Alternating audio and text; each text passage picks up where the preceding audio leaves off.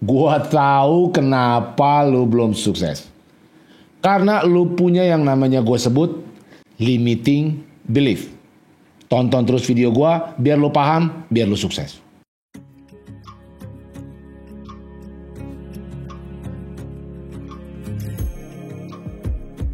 Apa sih limiting belief?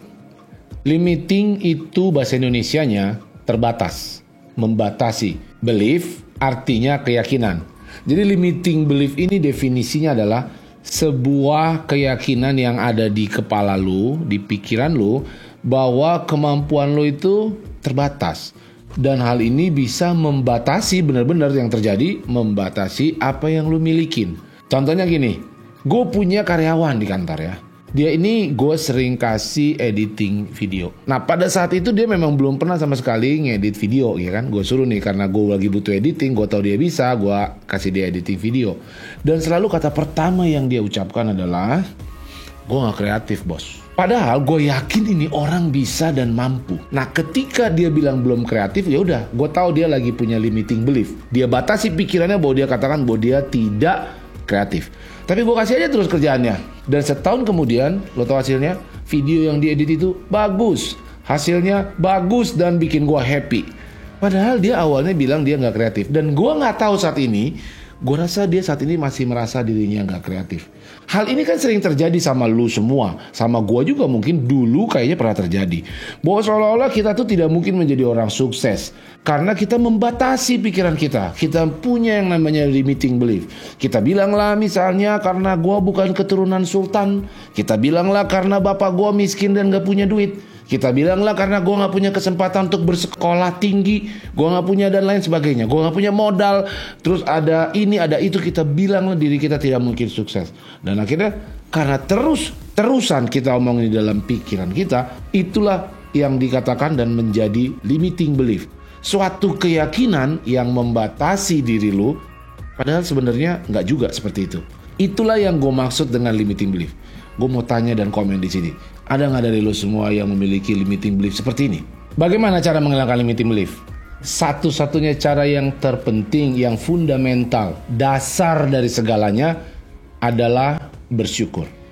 Ketika lo mampu bersyukur, ketika lo mengerti bagaimana caranya bersyukur, itu akan bisa mengubah cerita masa lalu lo. Gue yakin lo semua punya masa lalu yang tidak baik, masa lalu yang lo sesali, punya cerita buruk di masa lalu. Dengan bersyukur lo bisa mengubah masa lalu lo. Juga dengan bersyukur lo bisa mengubah masa lo saat ini. Mungkin ada yang sekarang sedang menjalankan bisnis, berbagai hal lo kerjakan. Lo udah bekerja 20 jam seperti yang lo bilang bang. Lo udah berusaha masukin ke digital. Lo berusaha masukin ke Facebook, Instagram, YouTube dan lain sebagainya. Tetapi bang, nothing happens. Penjualan gue gini-gini aja. Udah jalan setahun, udah jalan 2 tahun, gini-gini aja bang. Gue gak maju-maju usaha gue. Dan lu merasa, kayaknya gue gak bisa sukses deh jadi pengusaha. Atau bagi lu yang sekarang sedang berkarir dan sudah 5 tahun karir lu tidak maju-maju. Jabatan lu cuma staff terus. Tapi lu tidak ada kemajuan dalam diri lu. Sehingga lu merasa, kayaknya gue gak bisa. Itu limiting belief. Kalau lu mengerti bagaimana cara bersyukur, lu bisa mengubah apapun yang terjadi saat ini. Gue juga ada contoh lain, gue sangat mengidolakan pemain basket, mungkin lo tahu, namanya Michael Jordan.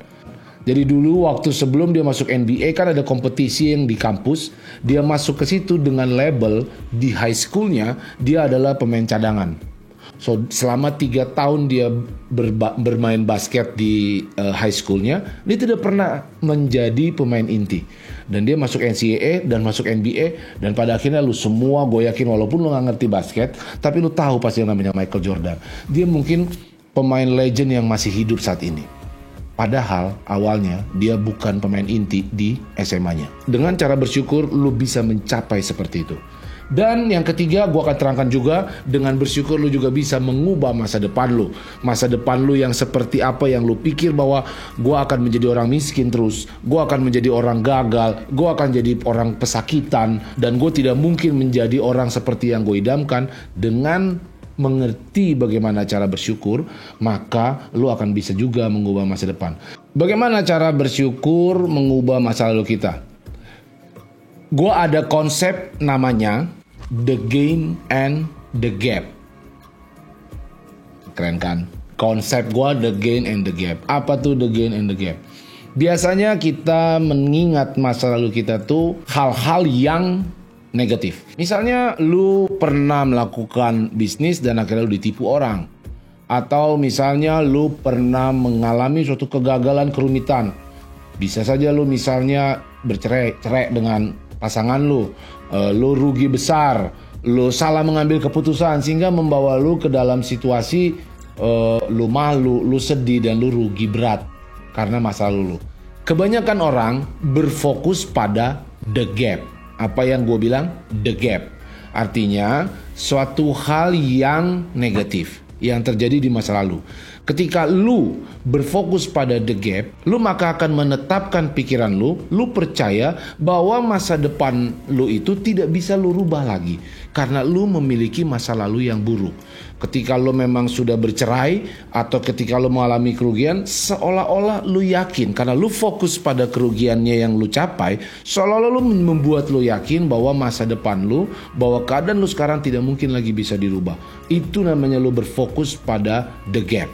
Sehingga membuat hidup lo menjadi murung, hidup lo tidak maju, dan lo malah stuck hidup di dalam masa lalu. Lalu ada yang kedua namanya the gain. Ketika the gain adalah suatu keberhasilan. Lo merubah cara pikir lo dari melihatnya yang kosong, hal yang buruk menjadi apa hal baik yang bisa lo capai. Inilah yang gue maksud dengan the gain. Kalau lo berfokus pada apa yang lu dapat akibat masa lalu lu, maka itu akan membuat lu kepercayaan diri lu bertambah. Maka lu akan bersyukur karena ada masa lalu lu yang buruk itu. Gue kasih contoh, misalnya lu ada pernah kerugian. Kalau lu bisa melihat dengan cara bersyukur, lu akan berpikir begini. Oke, dulu gue rugi, tapi toh faktanya lu masih hidup sekarang. Lu masih bisa makan, lu masih bisa membuat hal baru. Oh iya, gue dulu punya cerita buruk, tetapi cerita buruk itu membawa diri lo saat ini menjadi orang yang lebih kuat lagi dan stronger dan lebih kuat lagi. Tanpa terasa kita sudah 1 tahun ini menjalani pandemi. Dan apa hasilnya? Hasilnya adalah kita masih di sini. Lo masih nonton video gue dan gue masih semangat bikin video sama lo.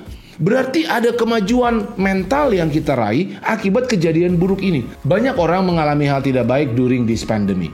Ada yang bisnisnya merosot, ada yang kena layoff, bahkan ada yang kena pecat dari perusahaannya. Mungkin dia sudah bekerja lebih dari 5 tahun, 10 tahun bahkan, dan karena perusahaannya itu mengalami kerugian yang besar, dia akhirnya dipecat.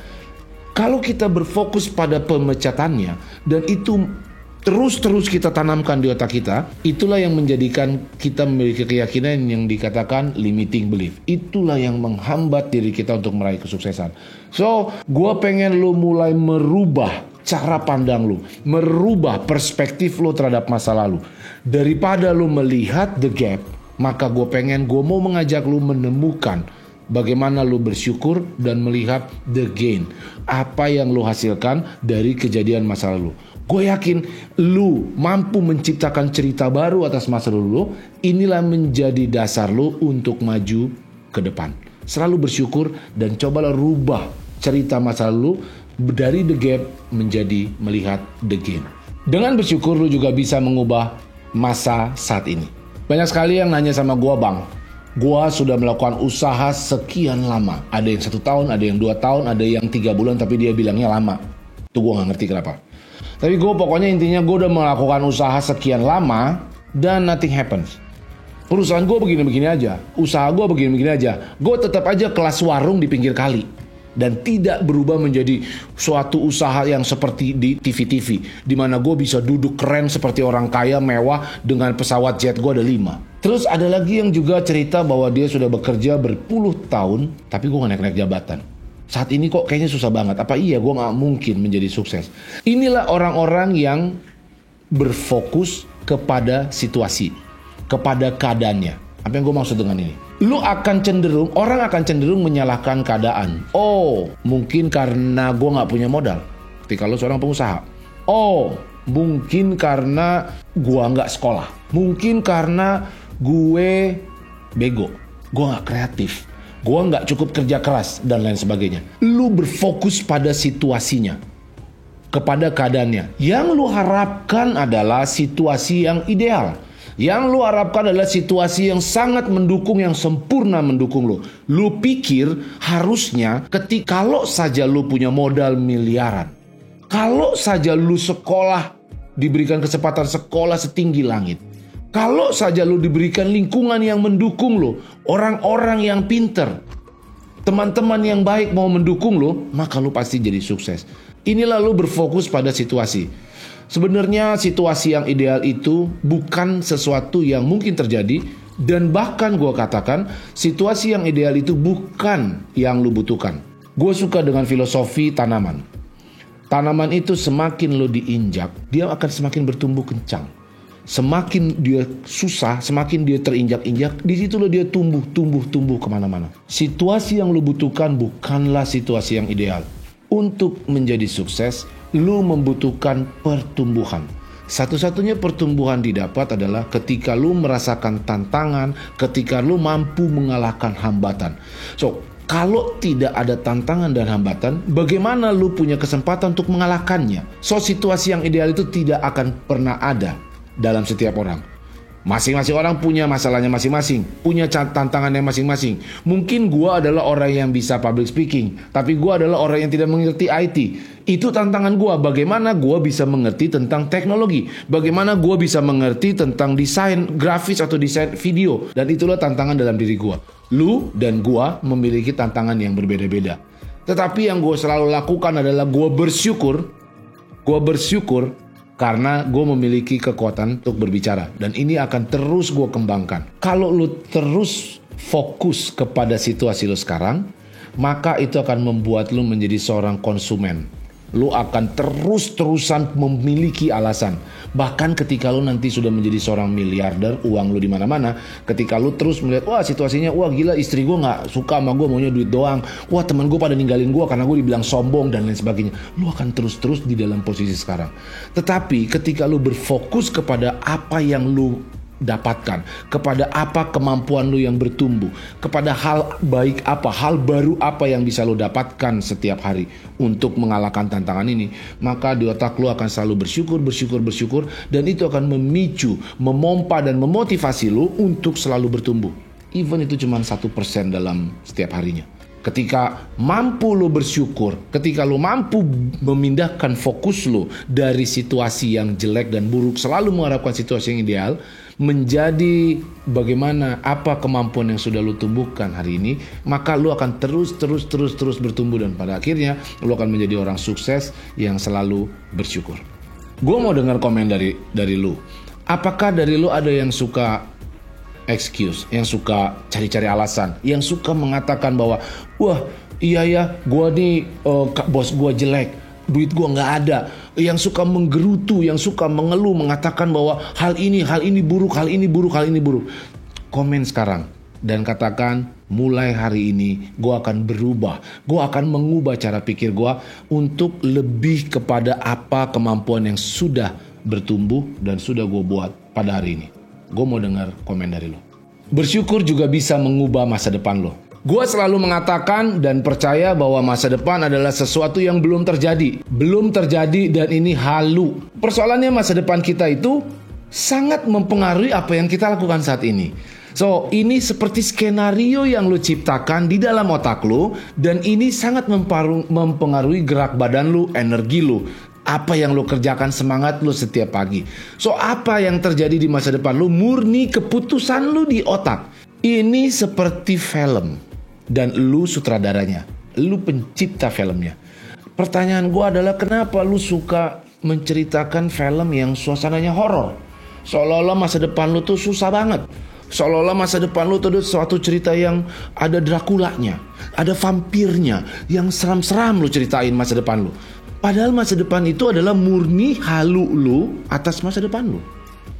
Coba mulai sekarang lu ganti cerita di kepala lu dengan mengatakan, oh ya, karena lu udah mampu bersyukur melihat masa lalu dan masa sekarang, maka lu yakin dan bersyukur pasti masa depan lu akan menjadi suatu cerita romantis yang happy ending. Atau lu menjadi seorang superhero yang walaupun sakit-sakit dulu, namanya film superhero bos, lu itu pasti kalah dulu, akhirnya menang.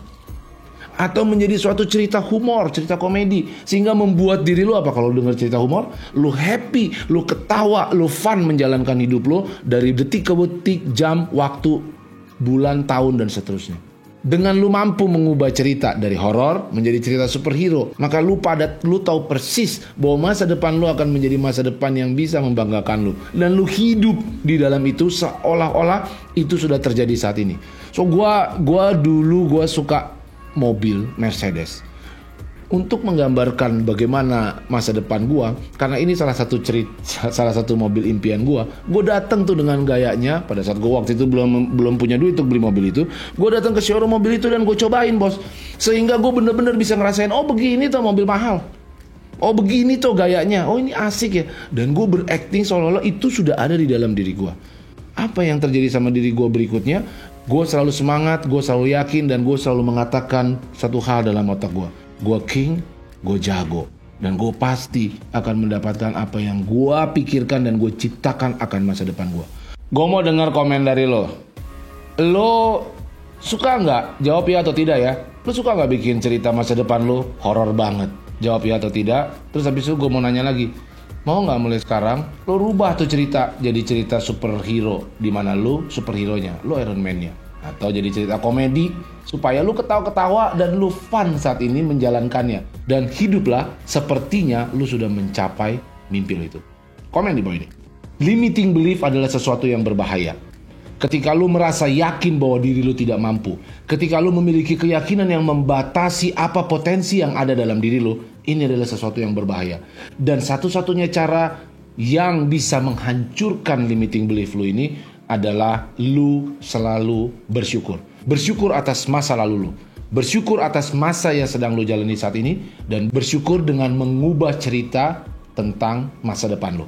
Stop menjadi orang yang ngeluh-ngeluh, stop menjadi konsumen yang selalu protes, meminta orang lain melakukan sesuatu yang luar biasa, meminta situasi yang ideal, dan segala hal yang menurut lo mampu menumbuhkan bisnis lo. Tetapi gua pengen setelah nonton video ini, lu semua menjadi seorang kreator, menjadi seorang yang memproduce, menciptakan hidup lo menurut rencana pikiran lo sendiri.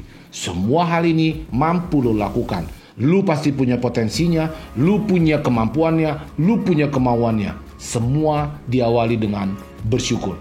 So, rubah limiting belief lu ketika lu memilikinya, dan gapailah mimpi lu sesuai dengan apa yang lu inginkan. Gue Ricky Conrad. Share video ini ke teman-teman lo yang lo rasa perlu dan memiliki limiting belief, sehingga mereka bisa mengubah limiting beliefnya dengan cara bersyukur dan menggapai menjalani hidupnya sesuai dengan apa yang dia rencanakan. Share video ini ke seluruh penjuru dunia. Hidup gue, cara gue, mimpi gue. Thank you, bos.